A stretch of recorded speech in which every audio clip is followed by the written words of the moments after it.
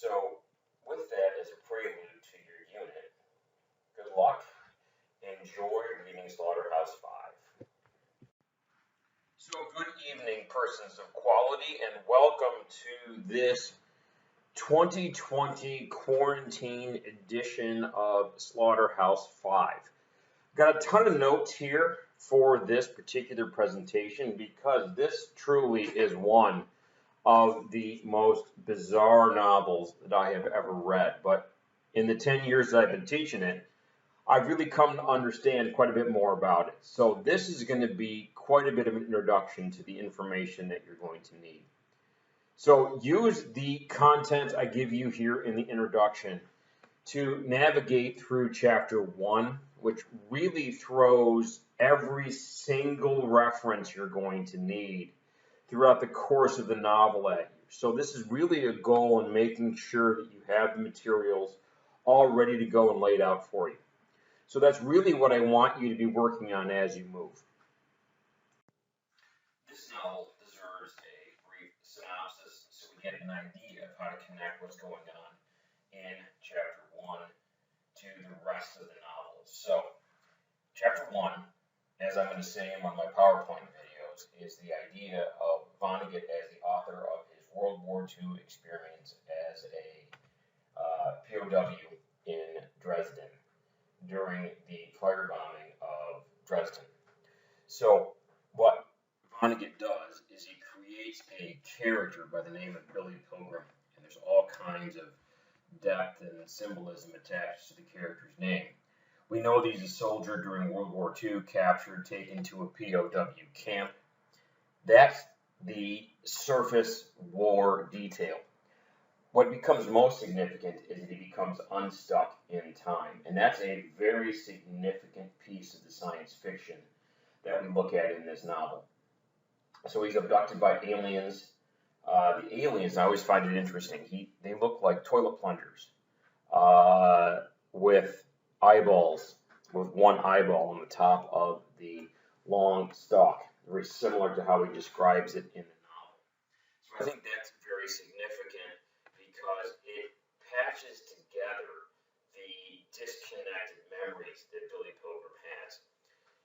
Important to your notes is this sense of time and how the aliens perceive time. As it says here, they see time simultaneously as the past, present, and future all at once. There's a couple of metaphors that are developed in the novel.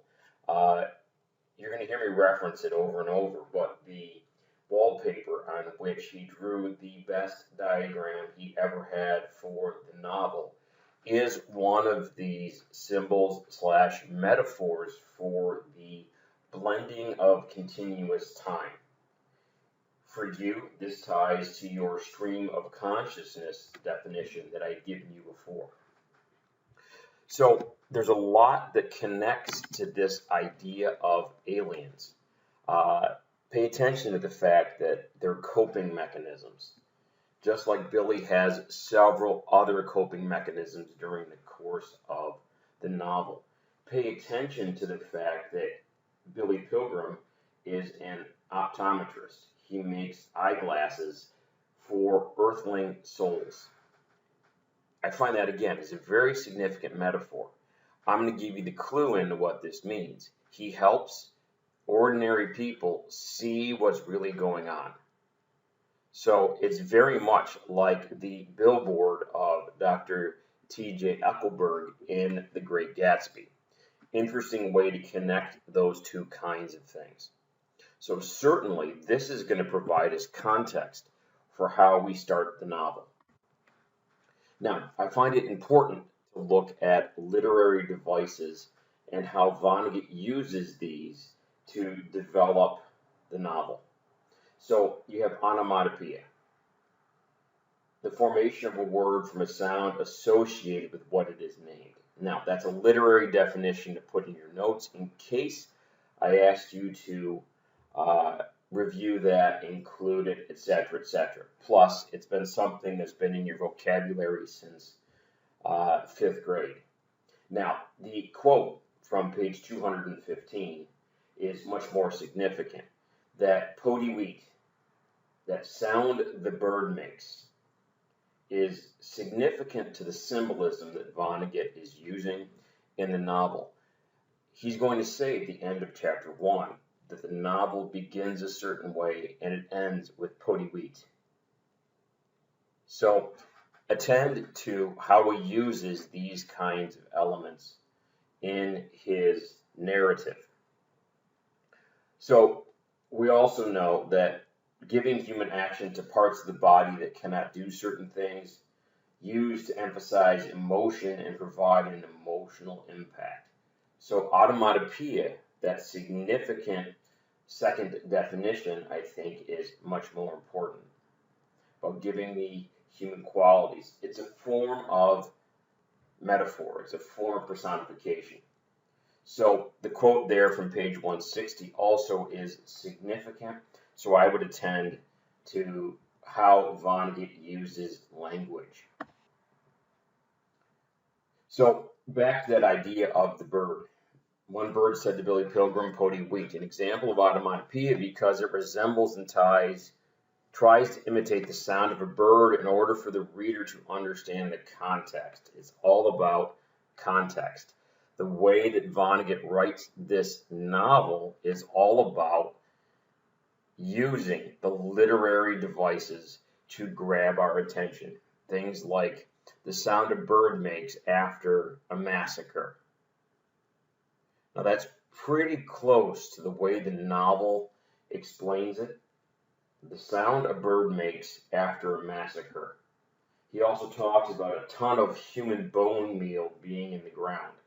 So these are literary devices that are going to be of value to you as you go forward. So to start with, after you get into this first chapter and you start establishing everything you need to know, Billy Pilgrim is the main character who's introduced at the end of chapter 1 and in the beginning of chapter 2. He's very significant because he's the character that suffers from PTSD, post-traumatic stress disorder. Now, the novel doesn't officially call it this, but it's exactly what Vonnegut is talking about. And it all stems from the firebombing of Dresden during World War II.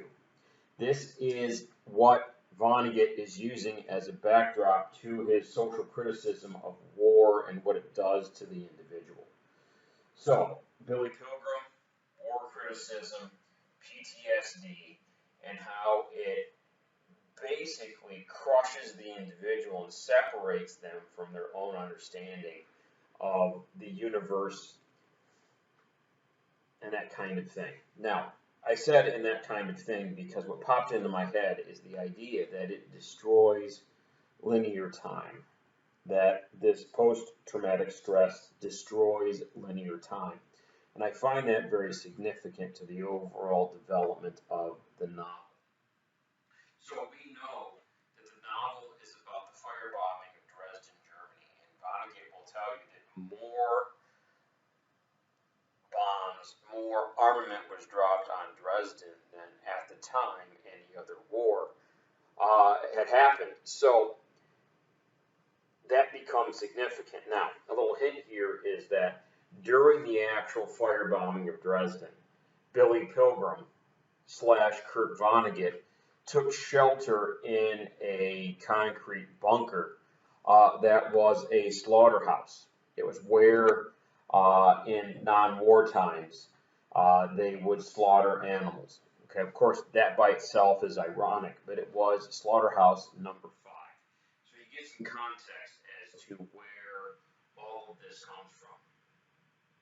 So we learned pretty quickly that Billy Pilgrim, who is a soldier during World War II, who was taking shelter in Slaughterhouse 5 in a POW camp, becomes unstuck in time. The whole premise, the whole way the novel works is this concept of being unstuck in time.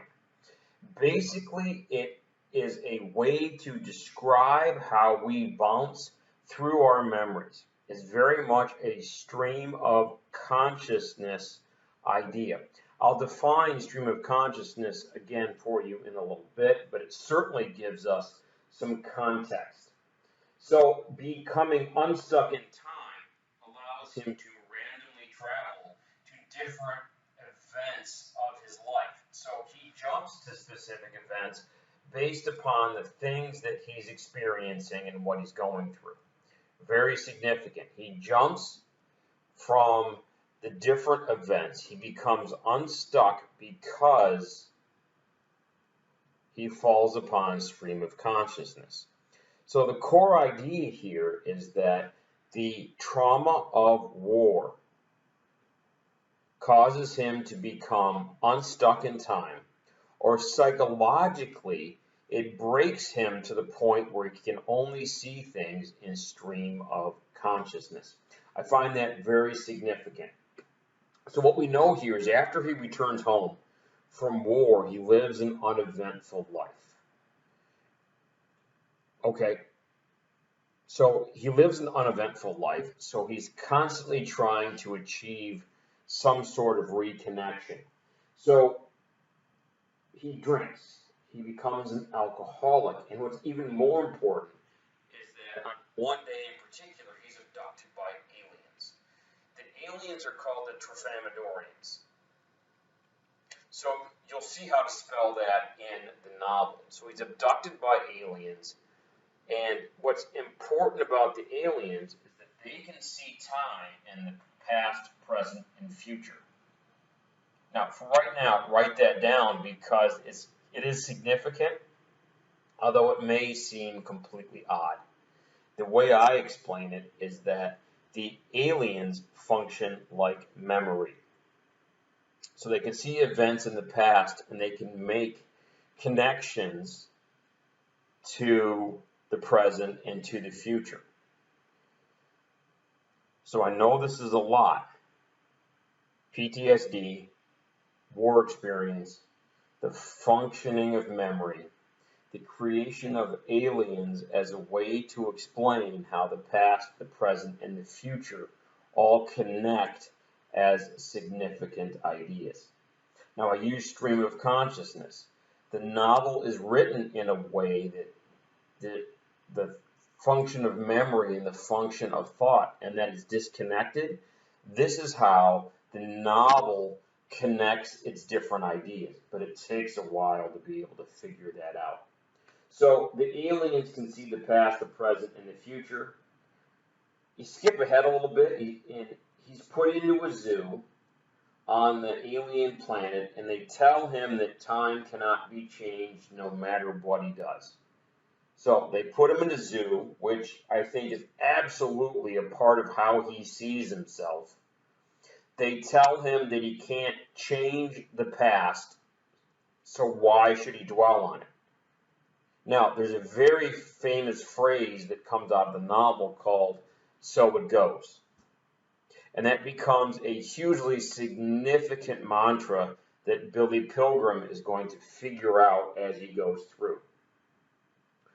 So, if memory is dominantly powerful and you can't go back and change the past, it raises the question, what happened in the war, should it have turned out any better for Billy Pilgrim than it did? Could he have influenced or impacted anything that he went through? This forms a huge premise in the novel. So I want you very carefully, as you go through chapter 1, to start attending to how all of these fragments are going to develop as you go through. I use the image of like a map of a whole bunch of lines, and ironically written on a piece of wallpaper. That'll all make sense in a little bit, but it's very much a linear progression without any connection, and then we see those connections as we go. So I think this, again, is a significant idea. So I thought it was important before you got too far into your notes here on Slaughterhouse-Five that we do a little bit of examining of how characters function. So I mentioned that the main protagonist of the novel even find that an ironic term, protagonist. He's so passive in what occurs to him that I find it difficult to call Billy Pilgrim the protagonist. And you'll see that perhaps as we go a little bit further into the novel. So, Billy Pilgrim's your main character. He's a soldier in World War II. He's a pacifist, sort of. He, as a human being, the novel goes out of its way to kind of make him look absolutely like a loser. Not quite the wording I want to use, but I can't think of anything else to really describe Billy Pilgrim. His father throws him in the pool, and rather than fight, he drowns. He doesn't drown, but he just kind of sits there at the bottom of the pool. He refuses to engage in any particular portion of his life. So he's best described as an incredibly passive character. Now, I find that to be hugely significant in the overall development of the novel. So we know that he's captured and he's taken as a POW during the occupation of Dresden, Germany. We know that he survives the attack in Dresden by staying in a slaughterhouse. We know he travels through time, or at least perceives that he travels through time. He perceives that he's abducted by aliens. He tells this huge story how he's put into a zoo that's transparent. He's naked. He's the center of attention. Everybody admires him. Everybody looks at him. I suggest that his alien sort of experiences allow him to present that vision of him that he believes, that he wants people to see. I find that to be kind of an important idea. However you want to include this in your notes, I'd pause your video, I would go back, I'd write something down along these lines. Other characters, they're going to show up off and on. They're going to be bouncing around and these kinds of things. You've got Roland Weary. He's a fellow soldier captured with Billy. He's vicious. He's sadistic. He talks about all these torture devices that he has. He has a triangular blood-gutting knife. He has a miniature model of the Iron Maiden. So Vonnegut is going to go out of his way to portray Roland Weary as the perfect individual to be in war. And I think, again, that's really an interesting idea, but you need to watch what occurs with Roland Weary as you progress through the first 3 or 4 chapters of the novel. So I think that's important. I think it's also important that Roland blames Billy for the war situation, the POW camp. Billy becomes not the victim, but the one responsible for all of this. If you remember what I just said about Billy, that's ironic because he's so incredibly passive as a character. Edgar Derby is incredibly important, but probably not really until you get later on in the novel. What you learn about him is that he is a former school teacher, and it says that he's executed for stealing a teapot. Hold on to that idea because it's going to be important, but not for quite a long time. Valencia Merble is Billy's wife. She's significant. It says, but again, you're going to have to get to why. Daughter of a doctor who got Billy his first job. She dies during a plane crash. So it goes. I mean, that's really what it is. Edgar Derby, shot for stealing a teapot. So it goes. Valencia Merble dies in a plane crash. So it goes.